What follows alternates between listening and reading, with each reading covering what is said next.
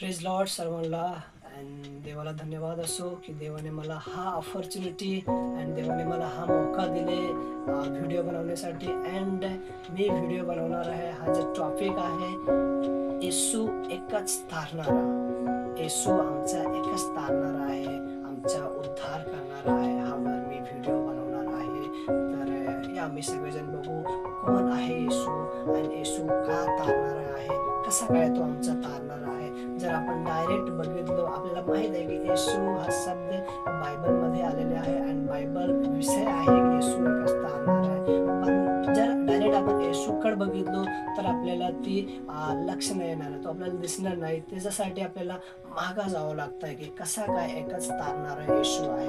तर या आम्ही सगळेजण मागा जाऊ. बायबलमध्ये लिहिलेले आहे. बायबल सांगताय की येशू सृष्टी बनवायच्या आधी येशू होता अँड येशूने पूर्ण जग बनवला. येशूने पूर्ण सृष्टी केली, पूर्ण निर्माण केले त्यांनी. आणि ते सगळे निर्माण केल्यानंतर देवाने माणसाला सुद्धा निर्माण केले. माणसाला निर्माण करताना देवाने मातीपासून माणसाला निर्माण केले आणि त्याचं नाव ठेवले. त्याचं नाव होतं आदम. आणि परत थोड्या दिवसानंतर देवाला असं वाटला की माणूस एकटे राहणे हा चांगला नाही, एक माणूस सिंगल राहणे हा चांगला नाही.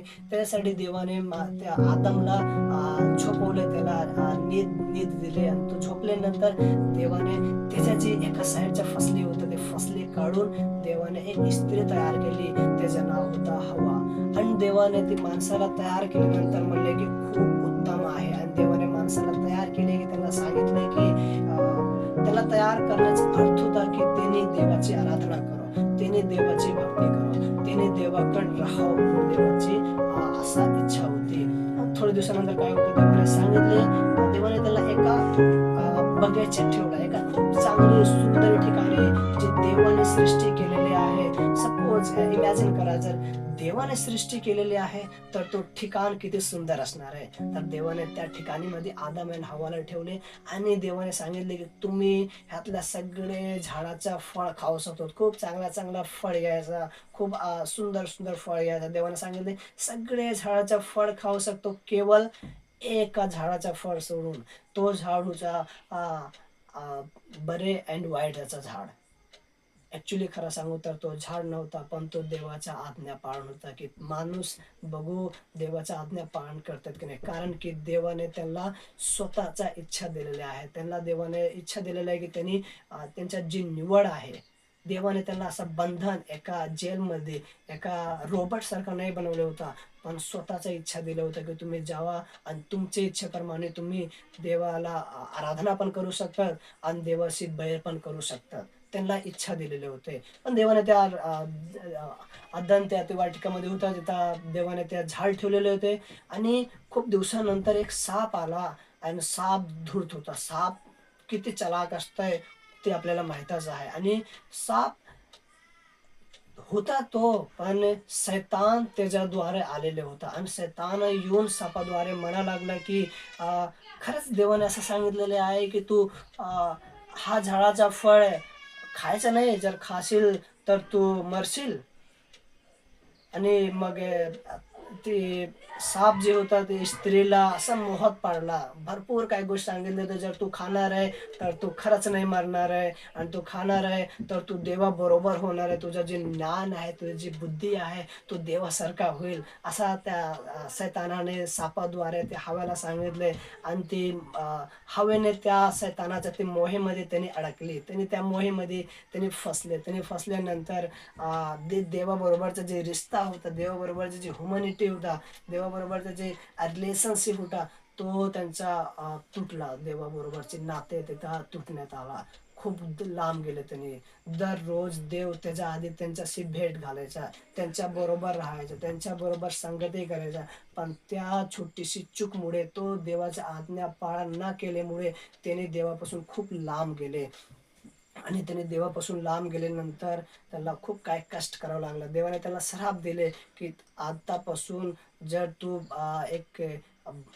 एक पोरगा देणार आहे, जर तू बच्चा पैदा करणार तर तुला त्यामध्ये खूप त्रास होईल. आणि आदम मनुष्याला सांगितले जर तू कष्ट करशील तरच तुला खायला भेटेल. तर आज पण तो श्राप चालू आहे आमच्यामध्ये. तो श्राप देवाने जे सुरुवातीमध्ये दिलेला आहे, आज पण जर एक माणूस, एक मुलगा कष्ट नाही केलो तर आपल्याला खायला भेटत नाही. आणि असंच स्त्रीला पण सुद्धा आहे. देवाने सांगितलेलं आहे, तू खूप कष्टाने तू एका बाळाचा जन्म देणार आहे. तर हा देवाकडून आलेला श्राप होता. पण तरी पण देव ते आदाम आणि हव्वाला ती खूप प्रेम करायचा, खूप प्रेम करायचा. त्याच्यानंतर पण देवाने खूप प्रेम करायचा. त्याच्यानंतर सगळे वाढत गेले. त्यांनी त्यांनी पण समजले, त्यांनी देवाकडे प्रार्थना करायचा आणि त्यांच्या पिढी पिढी असं वाढत गेले. त्यांनी कोणी तर प्रार्थना करायचा, कोणी तर प्रार्थना नाही करायचा. खूप जण नंतर नंतर सगळेजण खूप पापामध्ये पडले.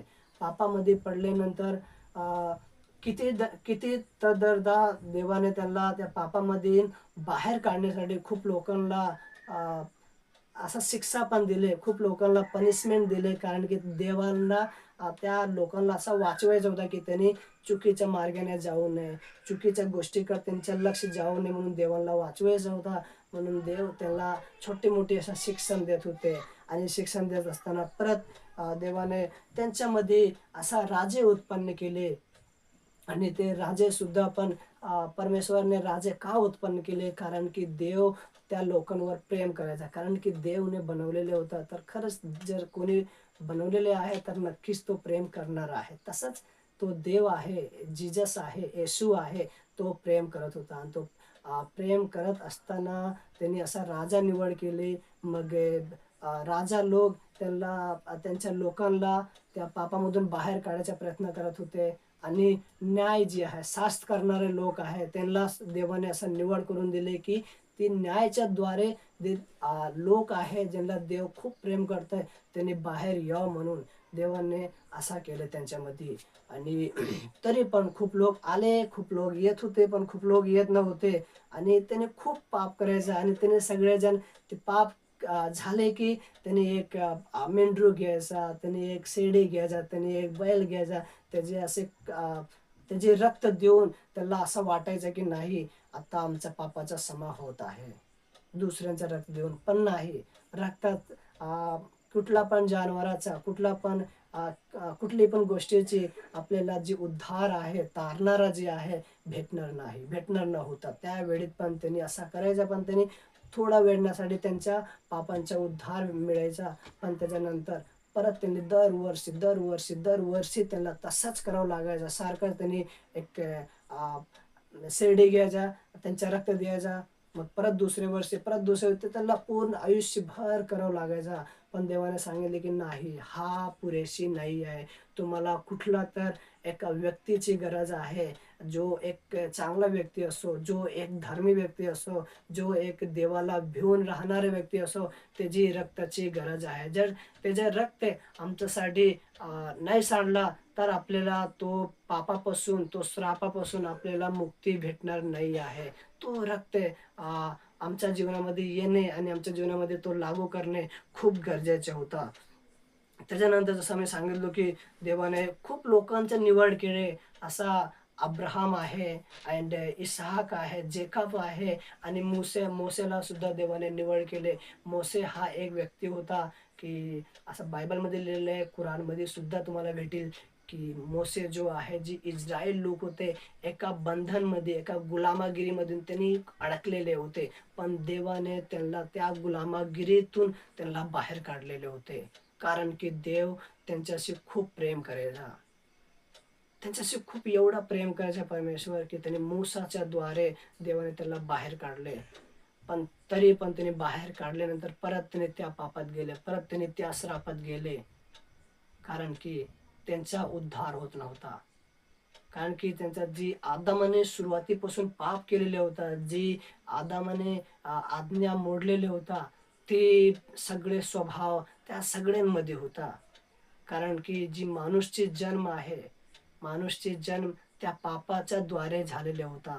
दोन जण होते, आदम आणि हव्वा. त्याने दोघांनी आज्ञा मोडले. त्याने दोघांनी आज्ञा मोडलेमुळे त्या सगळ्यांना त्या पापाचा सजा भोगावा लागला. आणि त्यांच्याद्वारे जी कोणी जन्मत आहे, आपण पण त्यांच्याच पिढी आहे. जी कोणी त्यांच्याद्वारे जन्मत आहे, तो ऑटोमॅटिक पापामध्ये असा कन्वर्ट असलेले व्यक्ती असतंय. आम्ही ह्याच्यानंतर ह्याच्या पुढे बघणार आहे की कसा काय मग पुढे काय झाला की अब्राहम, इसहाक, याकोब आले, मोसे आले, त्याच्यानंतर काय झाला, त्याच्यानंतर देवाने त्यांना कसा वाचवले आणि कसा येशू मसीह हा तारणारा ठरला म्हणून हे आम्ही पुढे बघणार आहे.